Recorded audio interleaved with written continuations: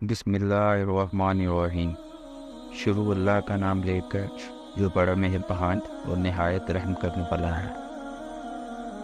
واقعہ شروع کرنے سے پہلے آپ سب سے درخواست ہے ویڈیو کو لائک کیجیے گا اور چینل کو سبسکرائب کیجیے گا۔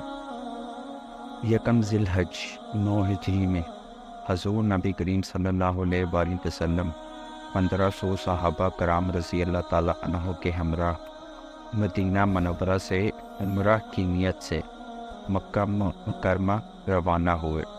حضور نبی کریم صلی اللہ علیہ وآلہ وسلم اپنی اونٹنی قصوہ پر سوار تھے جو کہ حدیبیہ کے مقام پر جا کر بیٹھ گئی۔ حدیبیہ گاؤں مکہ مکرمہ سے 12 میل کے فاصلے پر جانب مغرب واقع ہے۔ حضور نبی کریم صلی اللہ علیہ وآلہ وسلم نے جب دیکھا ان کی اونٹنی اس مقام سے آگے بڑھنے میں انکاری ہے تو آپ صلی اللہ علیہ وآلہ وسلم نے تمام صحابہ کرام رضی اللہ تعالیٰ عنہ کو یہاں قیام کرنے کا حکم دیا۔ حدیبیہ میں قیام کے دوران حضور نبی کریم صلی اللہ علیہ وآلہ وسلم کو اطلاع ملی کہ مشرکین مکہ نے ان کی آمد کو غلط انداز میں لیا ہے اور وہ ان سے جنگ کرنا چاہتے ہیں۔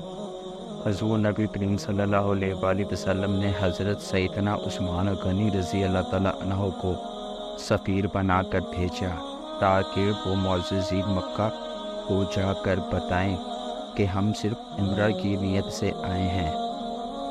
حضرت سیدنا عثمان غنی رضی اللہ تعالیٰ عنہ جس وقت مکہ مکرمہ میں داخل ہوئے تو آپ رضی اللہ تعالیٰ عنہ کی ملاقات ابان بن سعید بن العاص سے ہوئی، جن کے ہمراہ آپ رضی اللہ تعالیٰ عنہ ان کے گھر روانہ ہو گئے۔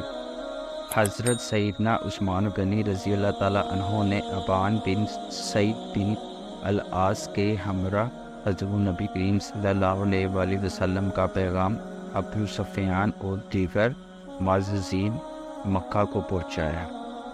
حضرت سیدنا عثمان غنی رضی اللہ تعالیٰ عنہ کے اس پیغام کے جواب میں انہوں نے آپ رضی اللہ تعالیٰ عنہ سے کہا کہ ہم تمہیں بیت اللہ شریف کے طواف کی اجازت دیتے ہیں، لیکن حضور نبی کریم صلی اللہ علیہ وآلہ وسلم اور دیگر لشکر اسلام کو اس بات کی اجازت نہیں دیں گے۔ حضرت سیدنا عثمان غنی رضی اللہ تعالیٰ عنہ نے فرمایا کہ میں اس وقت تک طواف کعبہ نہ کروں گا جب تک حضور نبی کریم صلی اللہ علیہ وآلہ وسلم اور دیگر صحابہ کرام بھی بیت اللہ شریف کا طواف نہ کر لے۔ حضرت سیدنا عثمان غنی رضی اللہ تعالیٰ عنہ کے اس انکار کے بعد معززین مکہ نے آپ رضی اللہ تعالیٰ عنہ کو اپنے پاس روک لیا، جس کے بعد لشکر اسلام میں یہ افواہ پھیل گئی کہ حضرت سیدنا عثمان غنی رضی اللہ تعالیٰ عنہ کو شہید کر دیا گیا ہے۔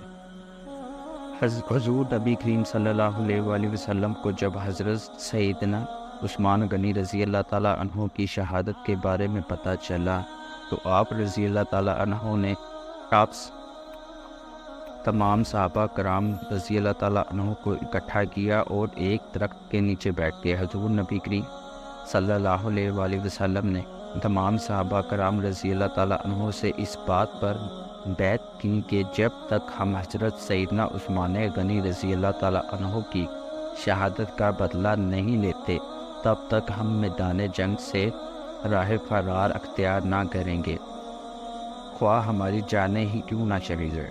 اس بیعت میں حضور نبی کریم صلی اللہ علیہ وآلہ وسلم نے اپنا بایاں ہاتھ حضرت سیدنا عثمان غنی رضی اللہ تعالیٰ عنہ کی طرف سے بیعت کے لیے پیش کیا۔ صحابہ کرام رضی اللہ تعالیٰ عنہ کی حضور نبی کریم صلی اللہ علیہ وآلہ وسلم کے دست حق پر اس بیعت کو بیعت رضوان کے نام سے یاد کیا جاتا ہے۔ اس موقع پر ارشاد باری تعالیٰ ہوا، اے پیغمبر، جو لوگ تم سے بیعت کر رہے تھے وہ حقیقت میں اللہ سے بیعت کر رہے تھے اور ان کا ہاتھ اللہ کے ہاتھ میں تھا، بس جس نے اس عہد کو توڑا اس نے عہد شکن کی اور اس پر اس کا وبال عنقریب پڑے گا، اور جس نے اس عہد کو پورا کیا اس نے اللہ کے ساتھ کیا گیا وعدہ پورا کیا، بس اللہ عنقریب اس کو اجر عظیم عطا فرمائے گا۔ جب معززین مکہ کو اس بیعت کی خبر ہوئی تو وہ پریشان ہو گئے۔ انہوں نے حضرت سیدنا عثمان غنی رضی اللہ تعالیٰ عنہ کو واپس بھیج دیا اور ساتھ ہی صلح کے لیے ایک وفد سہیل بن عمرو کی قیادت میں حضرت نبی کریم صلی اللہ علیہ وآلہ وسلم کی خدمت میں بھیج دیا۔ سہیل بن عمرو نے حضرت نبی کریم صلی اللہ علیہ وآلہ وسلم سے بات چیت شروع کی اور جب مذاکرات کامیاب ہو گئے تو حضور نبی کریم صلی اللہ علیہ وآلہ وسلم نے حضرت اویس بن کھولی انصاری رضی اللہ تعالیٰ عنہ کو حکم دیا وہ معاہدہ تحریر کرے۔ سہیل بن عمرو نے اس پر اعتراض کرتے ہوئے کہا کہ اس معاہدہ کو یا تو حضرت سیدنا علی المرتضیٰ رضی اللہ تعالیٰ عنہ تحریر فرمائیں گے یا حضرت سیدنا عثمان غنی رضی اللہ تعالیٰ عنہ۔ حضور نبی کریم صلی اللہ علیہ وآلہ وسلم نے حضرت سیدنا علی المرتضیٰ رضی اللہ تعالیٰ عنہ کو حکم دیا معاہدہ تحریر فرمائیں۔ آپ رضی اللہ تعالیٰ عنہ نے لکھا بسم اللہ الرحمن الرحیم۔ سہیل بن عمرو نے اعتراض کیا کہ ہم رحمان کو نہیں جانتے، اس لیے تم لکھو۔ حضرت سیدنا علی المرتضیٰ رضی اللہ تعالیٰ عنہ نے حضور نبی کریم صلی اللہ علیہ وآلہ وسلم کی جانب دیکھا تو حضور نبی کریم صلی اللہ علیہ وآلہ وسلم نے فرمایا کہ تم بسم اللہ لکھو۔ حضرت سیدنا علی المرتضیٰ رضی اللہ تعالیٰ عنہ نے حضور نبی کریم صلی اللہ علیہ وآلہ وسلم کے مطابق لکھ دیا۔ پھر حضور نبی کریم صلی اللہ علیہ وآلہ وسلم نے فرمایا ھذا مقاضی علیہ محمد رسول اللہ صلی اللہ علیہ وآلہ وسلم لکھو۔ سہیل بن عمرو نے اس پر بھی اعتراض کیا کہ ہم آپ صلی اللہ علیہ وآلہ وسلم کو رسول نہیں مانتے، اس لیے یہاں محمد بن عبداللہ لکھا جائے۔ حضرت سیدنا علی المرتضیٰ رضی اللہ تعالیٰ عنہ نے حضور نبی کریم صلی اللہ علیہ وآلہ وسلم کی جانب دیکھتے ہوئے فرمایا میں یہ نہیں کر سکتا۔ حضور نبی کریم صلی اللہ علیہ وآلہ وسلم نے آگے بڑھ کر خود رسول اللہ کے لفظ مٹا دیے اور ان کی جگہ محمد بن عبداللہ لکھ دیا، اور آپ رضی اللہ تعالیٰ عنہ سے فرمایا میں محمد رسول اللہ صلی اللہ علیہ وآلہ وسلم ہوں اور محمد بن عبداللہ بھی ہوں۔